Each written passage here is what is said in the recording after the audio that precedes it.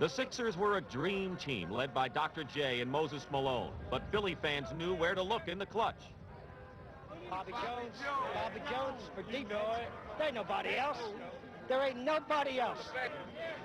Bobby Jones is a throwback, a quiet, reserved man off the court. On it, he is transformed.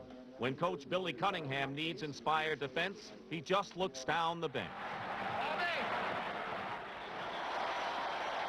Bobby just adds so many dimensions to us. You know, he's the type of player that you can't judge what he's done for a team by looking at a box score, because he's such an outstanding team defensive ball player.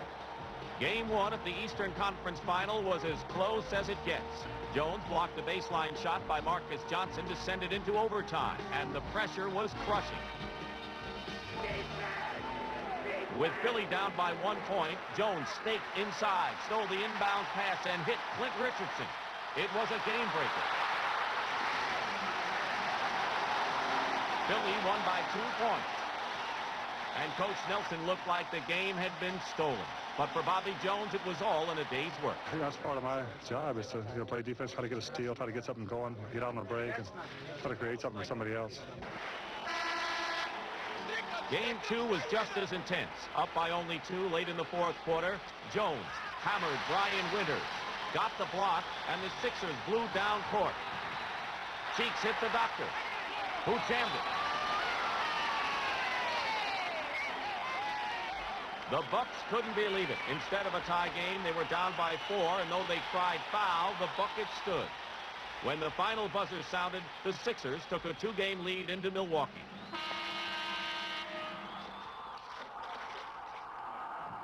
Maurice Cheeks likes what he sees.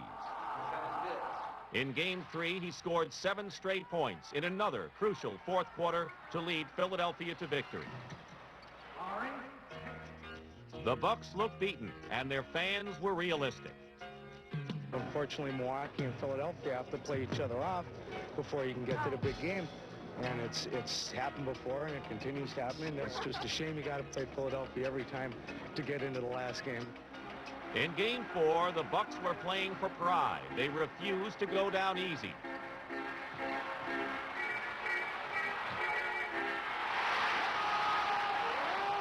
Again, the game was close all the way, but this time, with balanced scoring and some clutch play off the bench, they held off the Sixers' charge.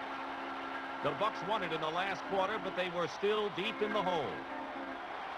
We think back to the number of teams that have been down 3-0 and have come back to win. Does it bother you? Have there been any? No. Oh, okay. Heading back to Philadelphia, the Bucks knew they had to buckle down to business. Their season was riding on these games, and they had traveled too far to come up empty. They knew they had to go all out. And no better time than tonight, because it's sudden death from Milwaukee the rest of the way, as the 76ers look to wrap it up in Game 5 from the Spectrum. Confidence was flowing outside as well. Little Mo, Big Mo, the Doctor, Andrew Toney, and Ivoroni. No baloney. Sixers all the way. Philly fans wanted to put an end to the Bucks' 1-game win streak. And the Sixers set out early to shut down the Bucks' offense and run away with the game. The entire team hit its stride, played their best game of the series with outside shooting, inside muscle, and some sweet movement. Philly loved its heroes.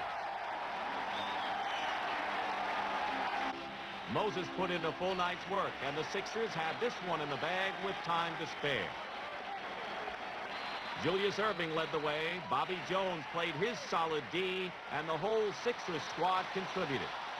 The fans could see their stars were shining brightly. When Moses had joined the team at the start of the season, there'd been some question about team harmony. Now they had blended perfectly and were going to the NBA Finals.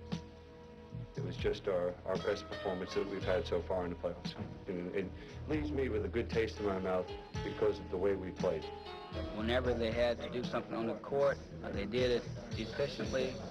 They met every challenge that we gave them. They're the next world champions as far as I'm concerned, without any question. this is the best team that I've seen in 10 years. Obviously, you're disappointed, but you just got your butt kicked. That's about it.